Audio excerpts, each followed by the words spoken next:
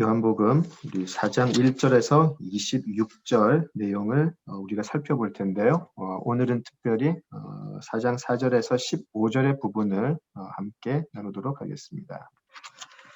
우리 4장 4절에서 15절을 같이 읽도록 하죠. 우리 4장 4절에서 15절. 우리 이정근 집사님 4장 4절에서 15절 읽어주시겠어요? 사마리아를 통과하여야 하겠는지라 사마리아에 있는 수가라 하는 동네에 이르시니 야곱이 그의 아들 요셉에게 준 땅이 가깝고 거기 또 야곱의 우물이 있더라. 예수께서 길 가시다가 피곤하여 우물 곁에 그대로 앉으시니 때가 6시쯤 되었더라. 사마리아 여자 한 사람이 물을 기르러 왔음에 예수께서 물을 좀 달라 하시니 이는 제자들이 먹을 것을 사러 그 동네에 들어갔음이로라. 사마리아 여자가 이르되 당신은 유대인으로서 어찌하여 사마리아 여자인 나에게 물을 달라 하나이까 하니 이는 유대인이 사마리아인과 상종하지 아니함이로라. 예수께서 대답하여 이르시되 내가 만일 하나님의 선물과 또 내게 물 좀 달라 하는 이가 누구인 줄 알았더라면 내가 그에게 보였을 것이요 그가 생수를 내게 주었으리라. 여자가 이르되 주여 물 기를 그릇도 없고 이 우물은 깊은데 어디서 당신이 그 생수를 얻겠사옵나이까. 우리 조상 야곱이 이 우물을 우리에게 주셨고 또 여기서 자기와 자기 아들들과 짐승이 다 마셨는데 당신이 야곱보다 더 크니까 예수께서 대답하여 이르시되 이 물을 마시는 자마다 다시 목마르려니와 내가 주는 물을 마시는 자는 영원히 목마르지 아니하리니 내가 주는 물은 그 속에서 영생하도록 솟아나는 샘물이 되리라. 여자가 이르되 주여 그런 물을 내게 주사 목마르지 않고 또 여기 물 길러 오지도 않게 하옵소서. 감사합니다. 이렇게 기도하시죠.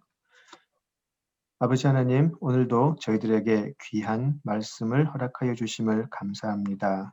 오늘 내용을 통해서 저희들에게 허락하시는 하나님의 뜻을 우리 모두가 깨달을 수 있게 하여 주시고 우리의 삶 속에서 열매 맺을 수 있기를 간구합니다. 오직 크신 그리스도의 은혜와 능력이 우리와 함께하여 주시옵소서. 예수님 이름으로 기도드립니다. 아멘. 드디어 사마리아 여인과 이제 만나는 시간이 되었습니다. 우리 그 기독교인이 아니더라도 정말 많이 알고 있는 내용이죠. 사마리아 여인과 예수님과의 대화인데요. 오늘은 우리 사마리아 여인과의 대화에 들어가기 전에 좀 배경적인 설명을 좀 많이 좀 나눠야 할 것 같습니다. 이 배경 이해가 잘 되어야 예수님과 사마리아 여인의 여인 간의 그 대화가 어떤 내용인지 잘 알 수 있기 때문에 좀 배경 설명에 좀 많은 시간을 좀 썼도록 하겠습니다. 우리가 또 늘 그려왔듯이 사마리아 여인의 이 본문도요. 이것만 놓고 해석하기보다는 이 요한복음 전체 맥락을 놓고 그 위에서 한번 공부해 보도록 하겠습니다. 요한복음을 관통하는 주제가 있는데요. 1장부터 그 주제가 어떻게 이어져 오는지 오늘 내용을 한번 보도록 하겠습니다. 우리 4장의 내용이요. 우리 니고데모와의 그 예수님과 대화가 끝난 후에 우물가에서 이제 또 이 사건이 이제 이루어진다라는 게 사실 좀 재미있는 부분이에요. 여러 가지 의미를 가져다 주죠. 특히 이제 우리 성경을 많이 읽으시면 어떤 특정한 장소들이 이렇게 좀 예표하는 좀 그런 내용들이 있죠. 우리가 우물가 그러면 구약에서는 어떤 생각을 하게 되시나요? 우물가에서 어떤 일이 생기는 걸 많이 보았죠? 특히 창세기에서 야곱이 그렇죠. 도망갔을 때. 우리 우물가는요. 창세기에서는 주로 아내를 만나는 것이죠. 그죠? 그래서 이삭이 리브가를 만나고요. 또 야곱이 라헬을 만나고요. 그죠? 또 모세가 이제 십보라를 만나게 되죠. 그래서 우물가 그러면 보통 아마 유다 사람들은 이스라엘 사람들은 보통 그 남편이 이제 그 부인 될 사람을 만나는 곳. 그죠? 그런 생각을 한번 했을 것 같아요. 그게 또 재밌어요. 또 창세기에 보면 상수리 나무 하면 또 어떤 생각이 나시는지 모르겠는데 상수리 나무 그러면 보통 예배, 그죠? 뭐 제단, 또 거룩한 장소, 이제 그런 것이 연상이 되죠. 아브라함이 헤브론에서 이제서 그 상수리 나무에서 이제 제단을 쌓은 것도 우리가 기억을 하고요. 또 야곱이 세겜과 베델 지역에서 이제 상수리 나무 밑에서 그 예배를 드리기도 했고, 기드온이 여호와의 사자를 만나는 곳도 상수리 나무 근처였습니다. 그래서 그런 재밌는 게 있어요. 재밌는 게 있는데 우리 3장 니고데모와의 대화에서요. 니고데모와의 대화에서 예수님이 하나님의 세상을 이처럼 사랑하사라는 그 표현을 하실 때에 바로 앞에 나왔던 부분이 바로 인자가 놋뱀처럼 들려야 하리라 그 말씀을 하시고 나서 하나님의 세상을 이렇게 사랑하셨다라고 이야기를 하시죠. 그래서 그 놋뱀의 사건이 사실 그 민수기 21장에 나오는데요. 잠깐 한번 가보실까요? 민수기 21장 한번 가보시죠. 민수기 21장에 가시면은요, 예수님께서 하나님의 사랑을 상징하는 그 놋뱀으로 그 고통받는 백성들을 놋뱀을 들림으로써 구원하신 살리신 사건이 21장 4절에서 9절 사이에 나오죠. 그래서 이제 민수기 21장 9절, 21장 8절을 보시면은요. 여호와께서 모세에게 이르시되 불뱀을 만들어 장대 위에 매달아라. 물린 자마다 그것을 보면 살리라. 모세가 놋뱀을 만들어 장대 위에 다니 뱀에게 물린 자가 놋뱀을 쳐다본즉 모두 살더라라고 되어 있죠. 예. 그리고 나서 이스라엘 사람들은 그 사건이 있는 후에 어디로 가게 되냐면요. 밑에 보실까요? 모압으로 떠나는데 혹시 ESV 성경을 가지고 계시면 그 다음 단락 제목이 되게 재밌어요. Song of the Well 그래가지고요. 우물가의 노래라고 나와 있어요. 놋뱀의 사건이 끝난 후에 이스라엘 민족은 모압으로 이동을 하는데요. 21장 16절을 보실까요? 16절을 보시면은요. 바로 밑에 이제 이어지는 것 내용인데 거기서 부엘에 이르니 부엘은 여호와께서 모세에게 명령하시기를 백성을 모으라 내가 그들에게 물을 주리라 하시던 우물이라. 그때에 이스라엘이 노래하여 이르되 우물물아 솟아나라 너희는 그것을 노래하라. 이 우물은 지휘관들이 팠고 백성의 귀인들이 규와 지팡이로 판 것이로다 라고 해가지고요.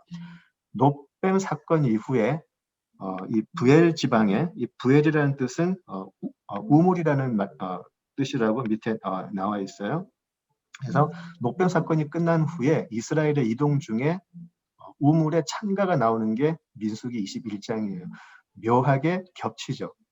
니고데모에게 그 놋뱀 사건, 놋뱀을 들어서 하나님의 사랑을 말씀하신 후에 예수님이 이동하신 곳이 이 우물가였다는 게 굉장히 재미있어요, 그죠?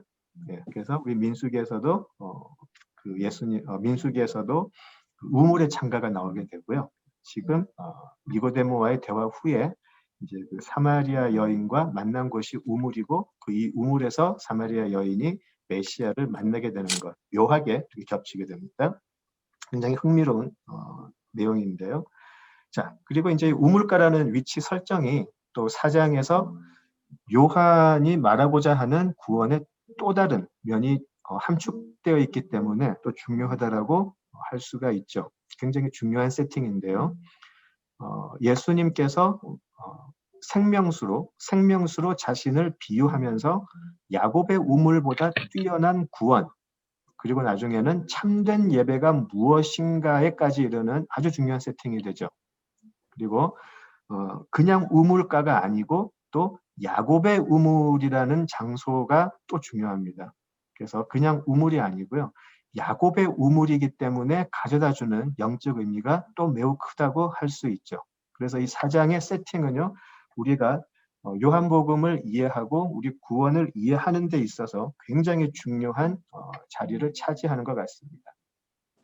우리 1장부터 다시 한번 좀 생각을 해볼까요? 어떤 내용이 이렇게 관통되어서 흘러오고 있는지 요한복음 1장에서부터 한번 생각을 해보시면은요. 1장에서의 어떤 대립되는 개념이 나왔었어요. 빛과 어둠이라는 그 대립되는 요소가 나왔었죠. 1장에서 어둠에 빛이 임하였는데 어둠은 그 빛을 깨닫지 못했고 오히려 이기려 하더라. 빛과 어둠이 대립되는 모습을 우리가 1장에서 보았는데요. 2장으로 가서 물과 포도주, 물이 포도주로 바뀌는 모습을 보았고, 그리고 옛 성전이 새로운 성전으로 바뀌는 내용을 우리가 보았고요. 3장에서는 육의 사람과 영의 사람의 대립을 우리가 또 보게 되었습니다. 이제 4장에서는 이런 두 가지 대립하는 개념들이 복합적으로 전개가 될 건데요. 그 중에 처음이 바로 오늘 우리가 다룰 야곱의 우물 그리고 생명수라는 두 개념이 대립해서 나오게 될 것이고요. 다음 주에는 전통적 예배 그리고 참된 진리의 예배가 또 대립되어서 나올 겁니다. 그래서 야곱의 우물이라는 이 전통에 매달린 사람들에게 이제 새로운, 예전과는 전혀 다른 새로운 구원과 예배가 임할 것을 가르치시는 내용이 바로 사마리아 여인에 관한 기록이라고 할 수가 있겠습니다. 니고데모가 예수님께 드렸던 질문, 또 수가 여인이 예수님께 했던 질문 굉장히 비슷하죠. 니고데모가 이런 질문을 하죠. 사람이 거듭나야 하나님의 나라를 볼 수 있고 들어갈 수 있다라고 하니까 니고데모는 어떻게 그런 일이 있을 수 있습니까? 라는 질문을 하죠. 어떻게 그런 일이 있을 수 있습니까? 라는 질문을 하게 되는데요. 사마리아 여인은 이런 질문을 하죠. 그릇도 없고 우물도 없는데 어떻게 물을 기를 수 있습니까? 라는 질문을 하죠. 똑같은 말이죠. 도저히 이성적으로 상식적으로 도저히 생각할 수 없는 내용인데 니고데모가 어떻게 그런 일이 있을 수 있습니까? 수가 여인도 눈앞에 지금 펼쳐진 상황을 바라보고 어떻게 물을 기를 수 있습니까? 라는 질문을 하죠. 똑같은 질문이라고 할 수 있겠습니다.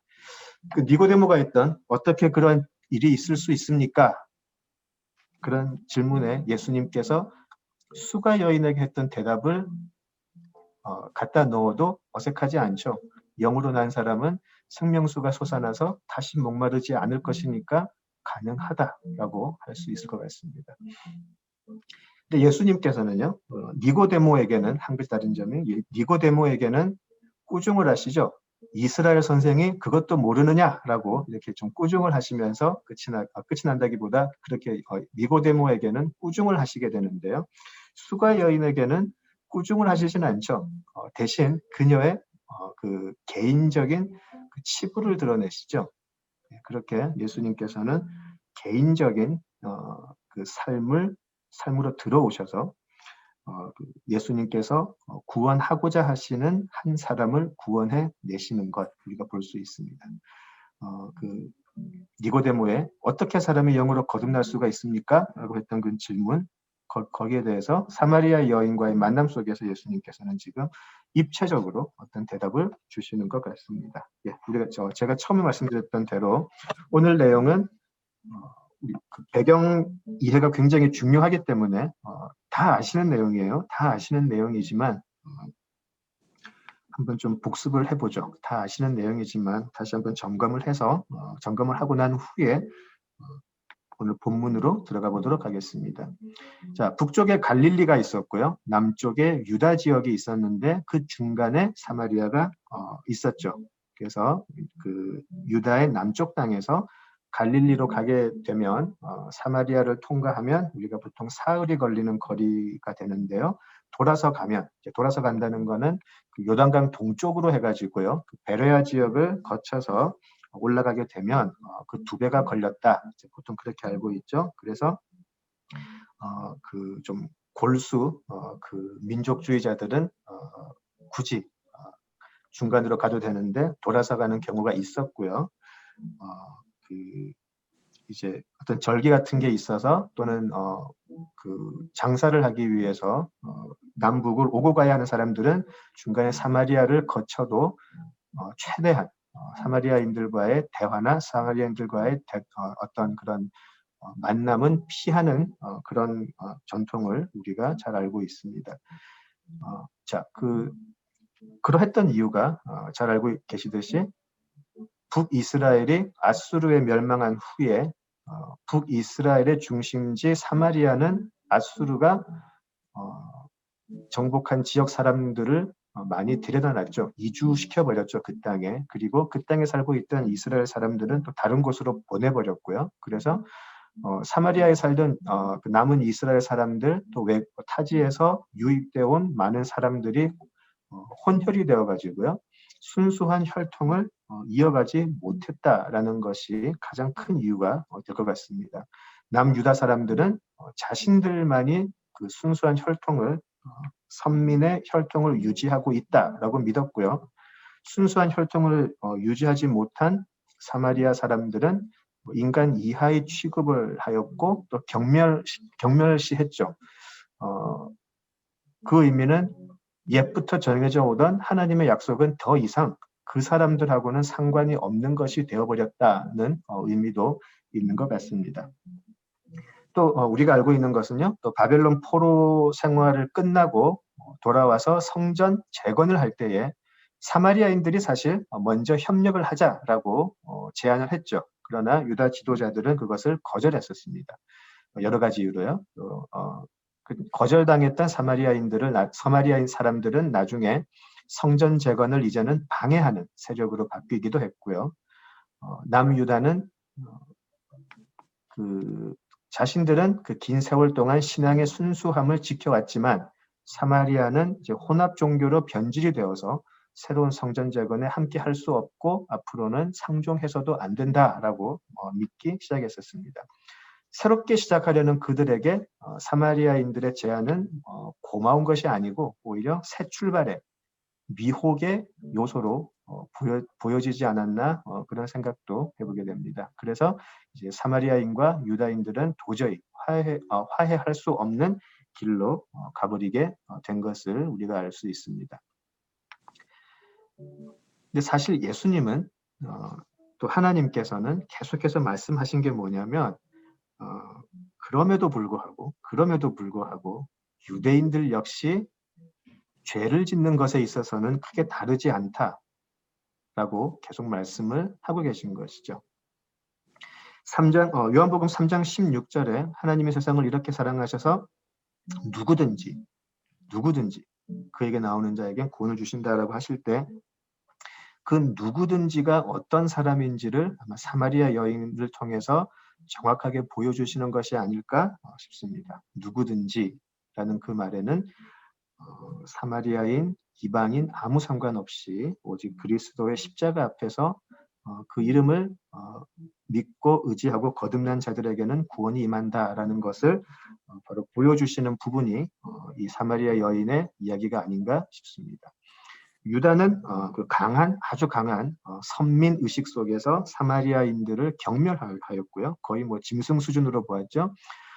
그렇지만 사실 성경이 뭐라고 했냐면 유다의 죄가 사마리아보다 오히려 더 크다고 했던 부분들이 있습니다.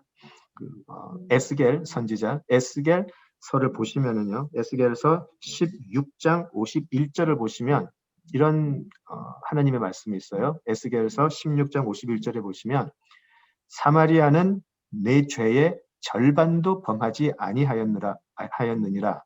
네가 그들보다 가증한 일을 심히 행하였다라고 하나님이 말씀하세요.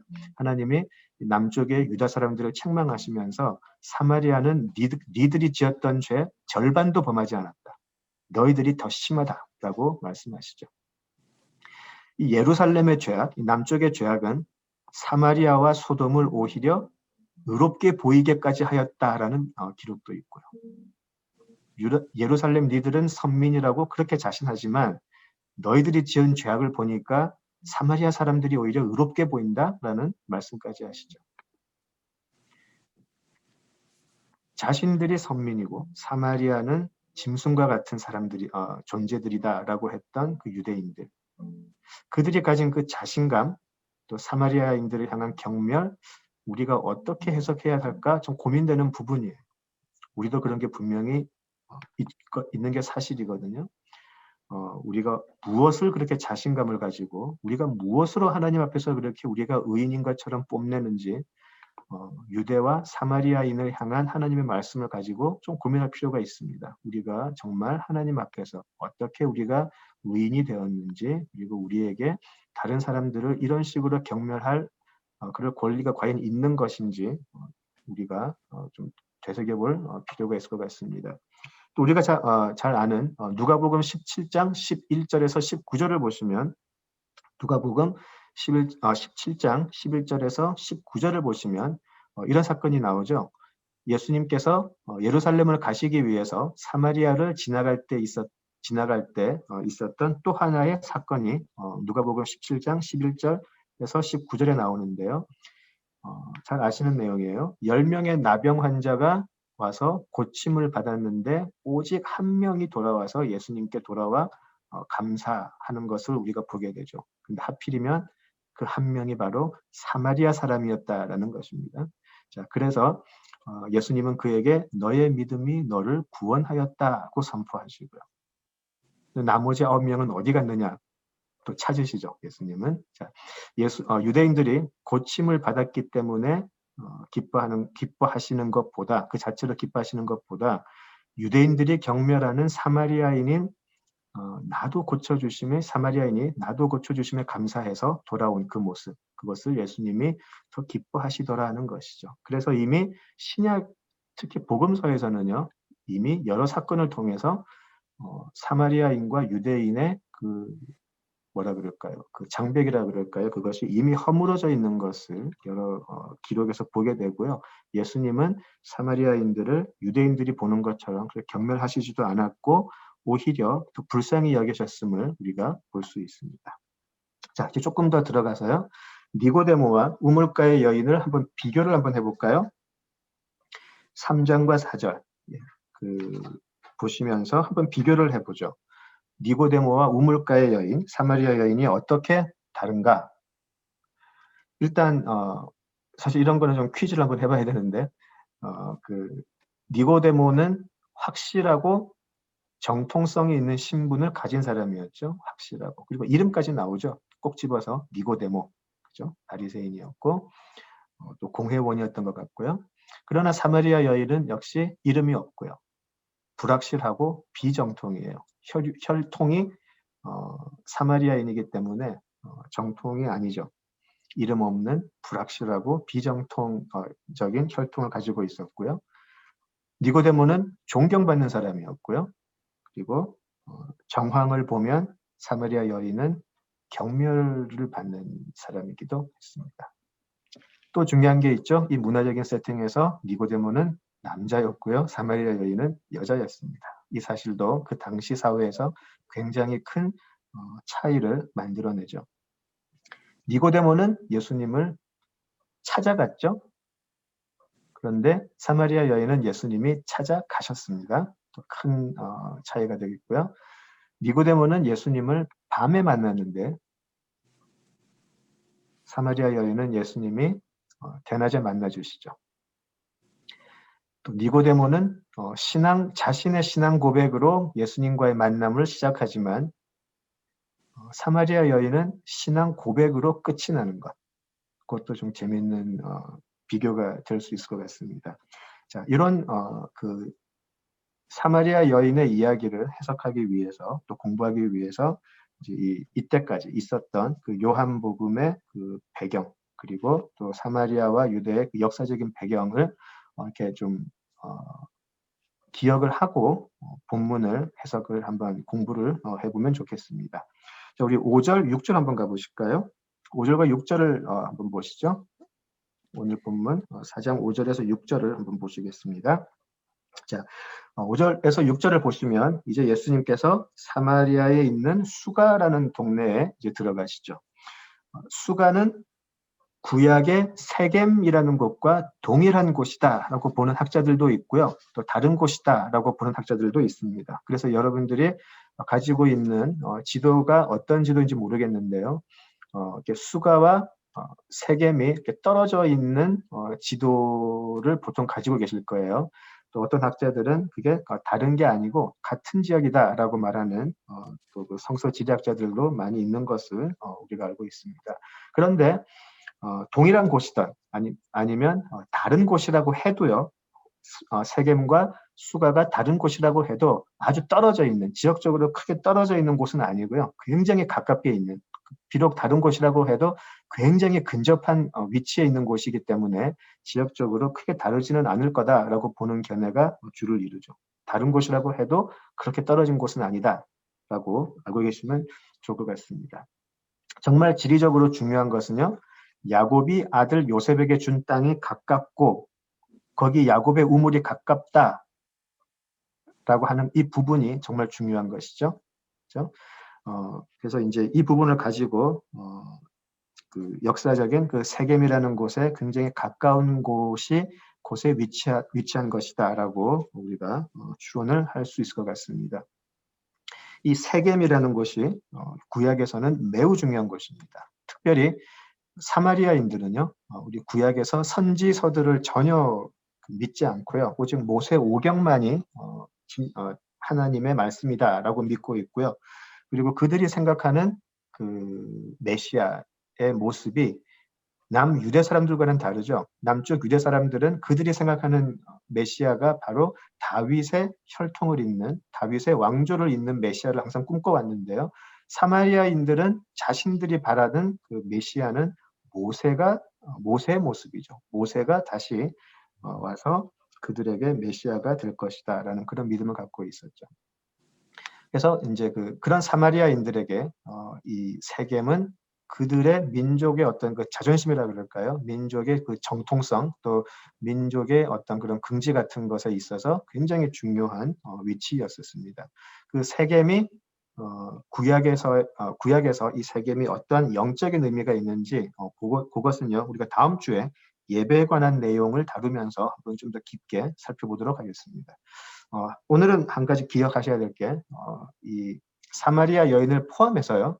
특별히 이 지역에 사는 사마리아인들은 야곱의 우물 그 근처에 살고 있는 그 사람들은 특히 그들의 어떤 민족적 그 아이덴티티라 그럴까요? 그런 민족적인 정통성의 자부심이 아주 컸을 것이다라고 쉽게 짐작할 수가 있을 것 같습니다.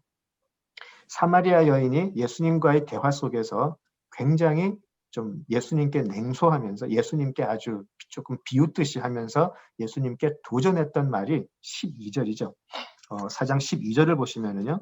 우리 조상 야곱이 이 우물을 우리에게 주셨고 또 여기서 자기와 자기 아들들과 짐승이 다 마셨는데 당신이 야곱보다 크니까? 라고 물어보죠. 이 부분은요. 사마리아 여인이 그 예수님을 아주 좀 우습게 보면서 예수님께 도전했던 그런 내용이죠. 4장 12절. 그런데요.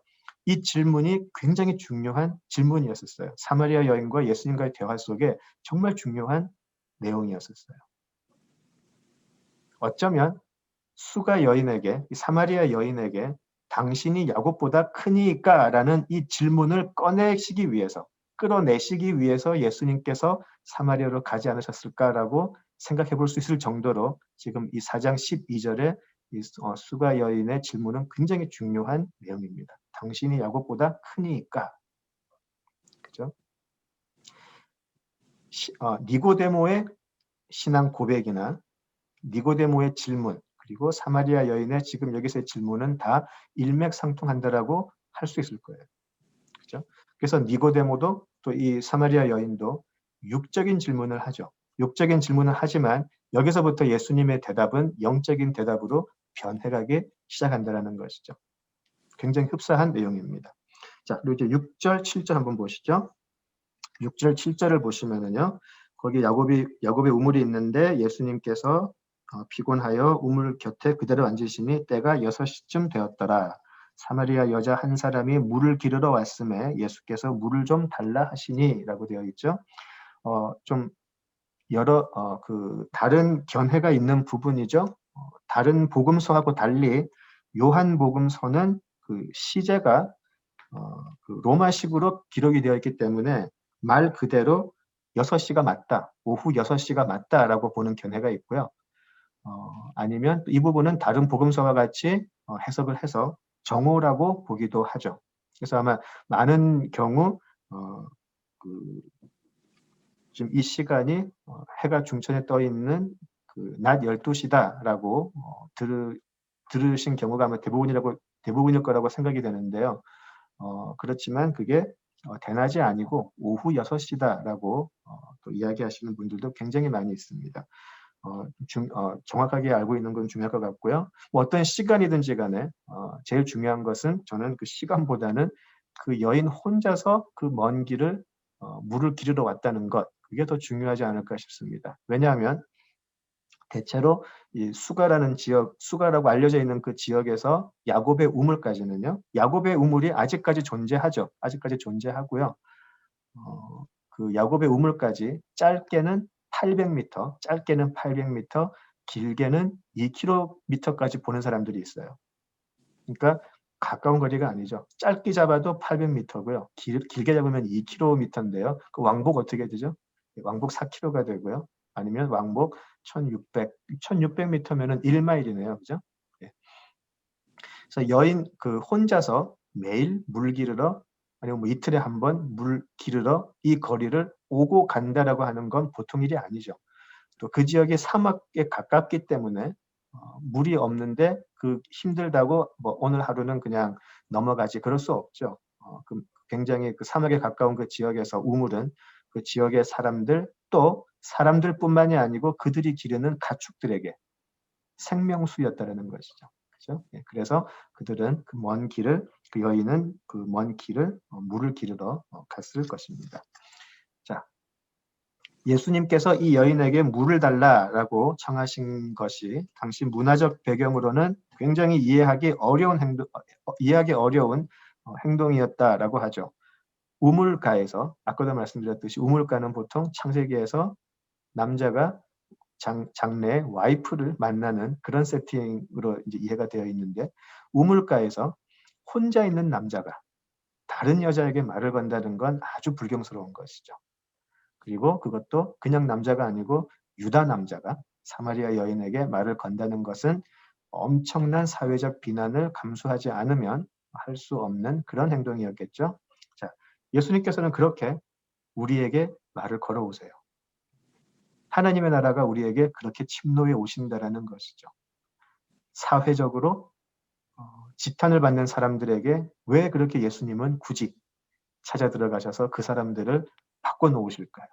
사람들이 지탄을 하면 예수님도 그 구원의 손길을 멈추실까요? 전혀 그렇지 않음을 우리가 알 수 있죠. 내가 좀 부족하여도 예수님은 구원을 받아야 할 사람을 찾아오시더라는 것이죠. 우리는 거기서 굉장히 큰 하나님의 일방적인 사랑을 볼 수가 있죠. 예수님께 그 사마리아 여인의 그런 사회적인 그런 위치나 또 그런 문화적인 배경 아무 상관이 없었음이 우리에게는 은혜가 될 것 같습니다. 자, 9절을 한번 보실까요? 9절을 보시면 자, 사마리아 여자가 이르되 당신은 유대인으로서 어찌하여 사마리아 여자인 나에게 물을 달라 하나이까 하니 이는 유대인이 사마리아와 상종하지 아니함이로라 라고 되어 있습니다. 자, 아마 예수님의 옷차림이나 예수님의 말투, 뭐 억양 그런 거를 보고 쉽게 유대인이라는 것을 알아챘을 것 같습니다. 그렇죠? 이 여인에게 매우 당황스러운 일이었지 않을까 싶습니다. 서로 상종치도 않는 서로 대적하는 사람들인데 그것도 남자가 여자에게 말을 걸고 부탁을 하고 굉장히 당황하지 않았을까 싶어요. 그죠? 자, 그 여인이 왜 나에게 그런 걸 부탁합니까? 유다 남자가 그 말에는 부탁 들어주기 싫다라는 의지도 좀 보이죠. 예. 그러니까 우리는 서로 이렇게 말을 해도 안 되고 나한테 부탁도 하지 마라. 이제 그런 그 사마리아 여인의 그 뜻이 보이게 되죠. 자, 이제 10절로 가보겠습니다. 10절부터 이제 예수님의 대화는 다른 차원으로 가기 시작합니다. 예수께서 대답하여 이르시되 내가 만일 하나님의 선물과 또 내게 물을 좀 달라 하는 이가 누구인 줄 알았더라면 내가 그에게 구하였을 것이요 그가 생수를 내게 주었으리라. 예. 물을 좀 달라고 말을 걸어오셨던 예수님이 이제 10절부터 전혀 다른 차원의 대답을 시작하세요. 10절에서 말씀하신 하나님의 선물은 바로 다음에 나오는 예수 자신이죠. 그 예수 자신이 생수, 구원의 은혜를 베풀어 주시는 자라는 것을 우리는 알고 있습니다.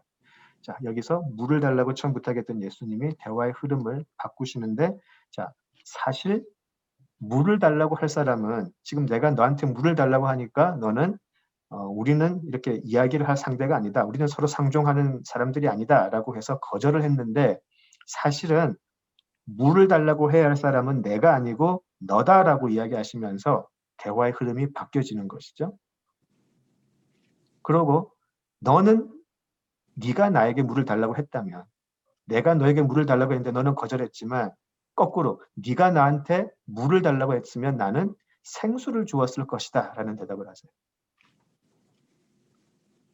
마치 니고데모가 선생님은 하나님께서 보내신 선생님입니다 라고 했더니 예수님께서 아니 거듭나지 않은 사람은 하나님의 나라 볼 수도 없고 하나님의 나라 들어갈 수도 없다. 너는 거듭나지 않은 사람은 내가 누군지 알지 못한다 라고 이렇게 얘기하신 거랑 비슷해요. 생수, 영어로 보면 living water, 살아있는 물. 그죠? 우리 비행기 타면 항상 그냥 마실 거 이렇게 물어볼 때 생수 드시겠습니까? 그런 걸 자주 하더라고요. 예. 그런 걸 말하는 게 아니죠. 예. 항상 지금 두 사람 앞에 있는 것은 우물이니까요. 지금 두 사람 앞에 있는 것은 우물인데 그 우물물을 놓고 그 우물물이 아니고 다른 생수를 주겠다라고 하니까 굉장히 당황했을 거예요. 왜냐하면 이 사막 같은 이 지역에서 자신들이 알고 있는 물은 바로 이 야곱의 우물밖에 없었다는 것이죠. 그런데 갑자기 네가 나한테 물을 달라고 했으면 나는 그냥 물도 아니고 living water, 살아있는 물을 주겠다고 하니까 아니 그러면 도대체 여기에 야곱의 우물 말고 더 좋은 물을 주는 곳이 따로 있다는 말인가? 혼란을 느끼기 시작하죠. 이 야곱의 우물은 그냥 물이 아니고 그들이 생각하는 최고의 조상이 자기 자손, 아들뿐만 아니고 자손들을 위해서 마련해 놓은 우물이고 이 우물을 통해서 사마리아 사람들이 살고 자신들이 가축을 기르고 생명수 같은 물인데 이게 아닌 또 다른 생수를 주겠다라고 하니까 사마리아 여인은 굉장히 혼란을 느끼기 시작했던 것이죠. 예수님은 니고데모에게도 사마리아 여인에게도 육이 아닌 영으로만 알 수 있는 비밀을 이제 이야기하기 시작하시는 겁니다. 자, 12절을 보실까요? 11절, 12절 보실까요?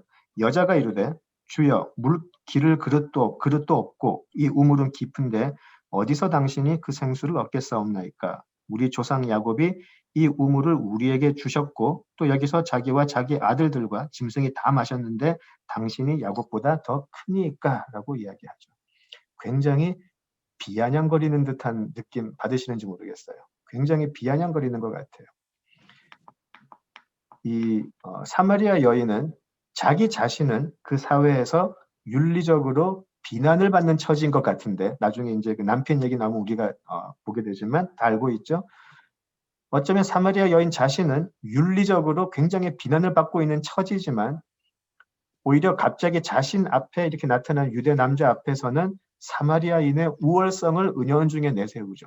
야곱이 얼마나 우리 조상이 얼마나 큰 분이고 그분이 우리한테 주신 우물인데 어떻게 감히 당신이 우리에게 더 좋은 생수, 리빙 워터를 주겠다고 합니까? 라는 그런 모습, 좀 딱한 모습이죠, 사실. 어리석은 모습이죠. 바로 우리들의 모습이죠.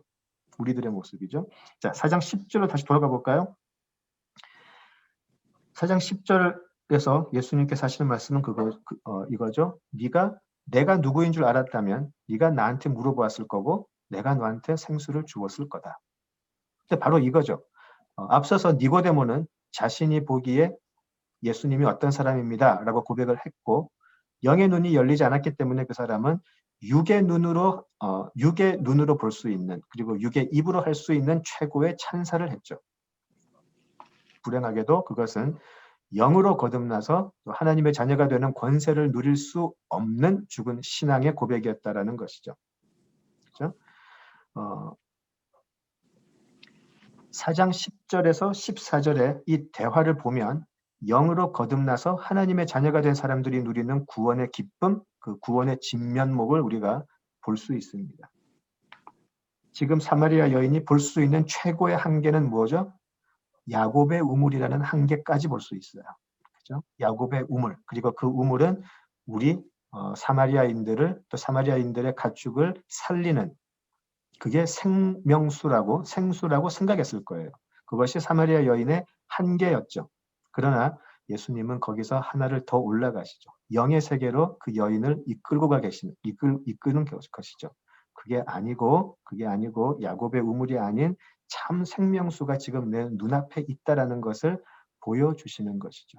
니고데모 앞에서도 노뱀같이 인자가 나무에 들리우는 것이 하나님의 사랑이다라고 하셨을 때도 예수님은 바로 그 말씀을 하고 싶으셨겠죠. 그 인자가 바로 나다라는 말씀을 하고 싶으셨을 텐데 니고데모는 그것을 볼 수가 없었어요. 똑같은 내용이죠. 사마리아 여인에게도 이 야곱의 우물을 넘어서는 구원의 주체가 바로 네 눈앞에 있다라고 보여주시는 것이죠. 4장 11절, 12절에 사마리아 여인의 그 대답은요, 그 행동은 또 태도는 복음을 처음 듣는 사람들이 보이는 흔한 반응이죠. 우리가 복음을 이야기할 때 다들 아멘 할렐루야 하고 예수님 믿지 않죠. 그러면 전도 선교가 너무 쉬웠을 텐데 그러지 않죠. 하나님이 우리의 아버지이시고 예수님께서 우리를 구원하십니다라고 이야기를 하면 사람들의 반응은 어떨까요? 예수가 밥 먹여주나? 그런 얘기 하죠. 예수가 내 인생의 문제를 풀 수 있나? 예수가 나 먹여 살릴 수 있나? 지금 예수보다 나한테는 세상이 훨씬 더 크고 중요한데 예수가 세상보다 더 크고 위대한가? 사람들은 믿지 않죠. 더 불행한 것은요. 믿는 사람들도 그렇게 생각한다는 거죠. 주일에 교회 가서 예배드리고 11조도 하고 성경도 읽지만 사실 믿는 우리도 때때로 세상보다 예수가 더 큰 건 아닌가 생각을 하죠. 내가 예수님을 믿는 믿음은 있지만 지금 내 눈앞에 펼쳐진 많은 인생의 문제를 예수님이 풀 수 있을까 의심하게 된다는 것이죠. 이것이 참 슬픈 일이지만 그것이 우리의 모습임도 부정할 수는 없을 것 같습니다. 우리가 실상은요.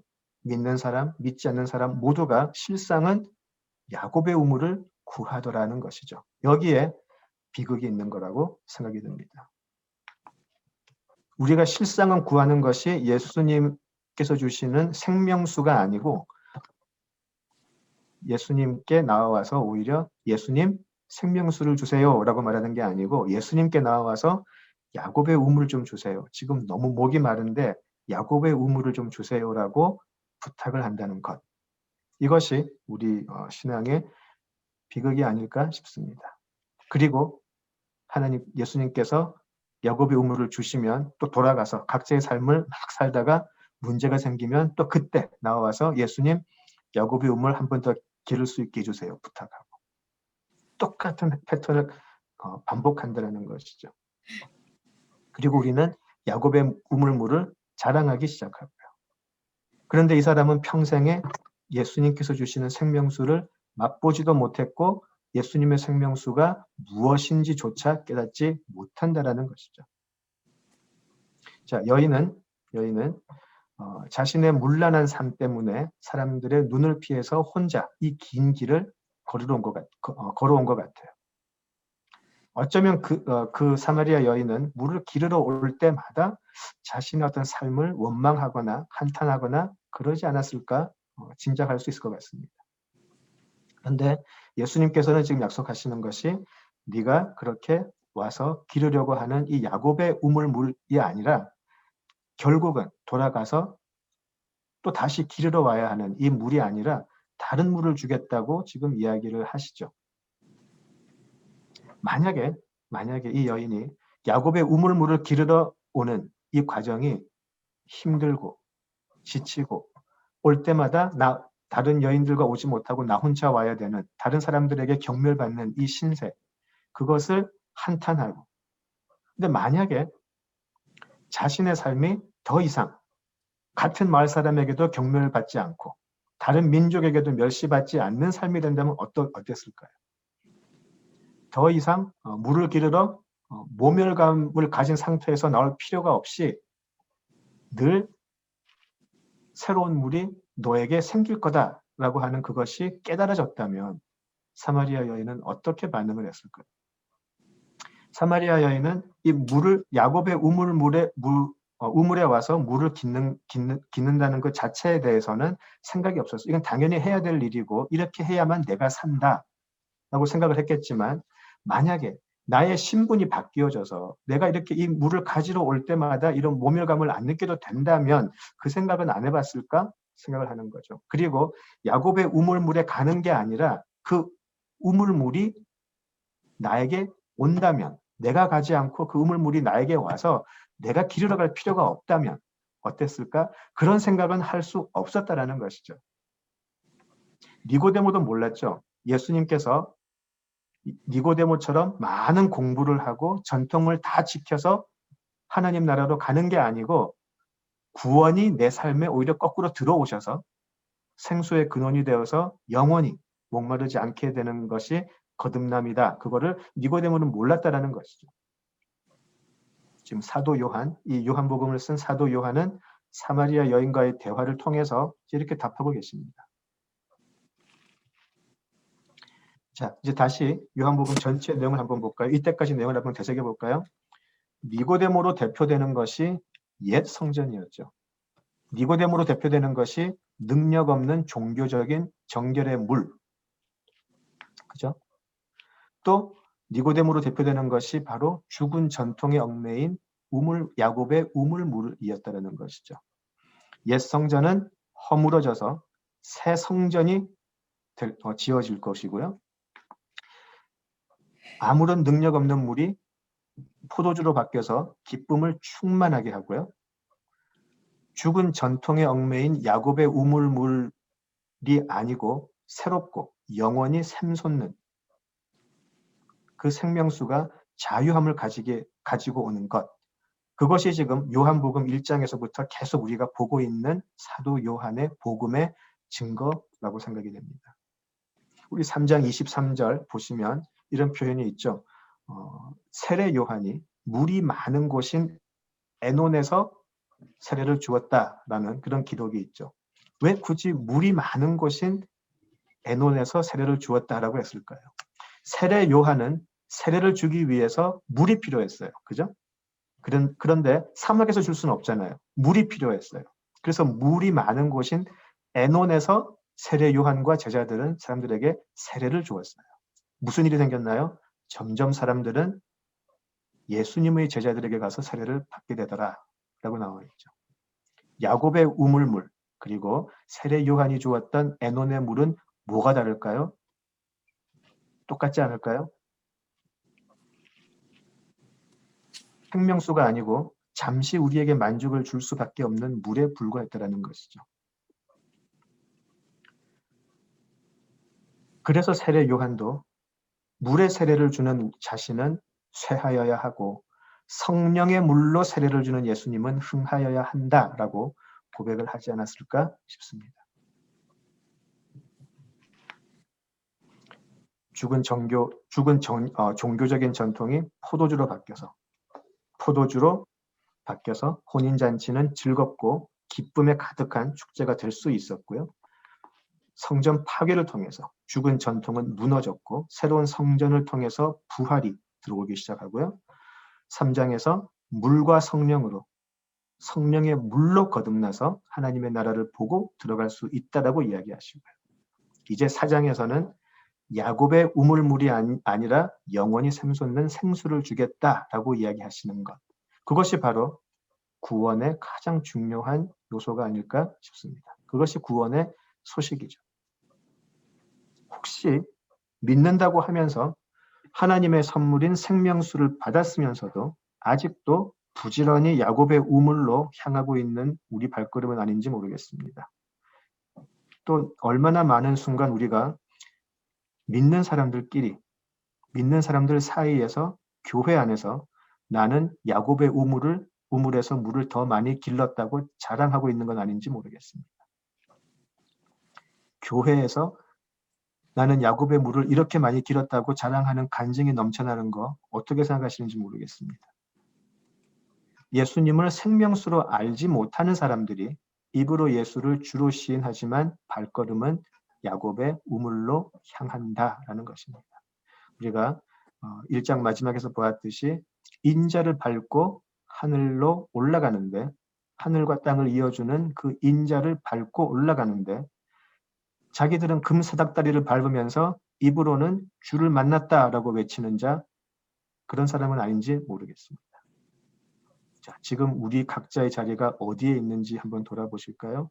이 세상 사는 거 힘들고 어렵고 지금 당장 내 눈앞에 있는 많은 힘듦이 우리를 낙심시키고 때로는 절망하게 하고요. 때로는 원망하기까지 하고요. 많은 어려움이 있음을 우리가 잘 알고 있습니다. 어렵죠. 힘들고 때로는 아무리 성경을 읽어보아도 지금 내가 겪고 있는 이 문제 도저히 해결해 줄 것 같지 않은 그런 낙심에 빠질 수도 있죠.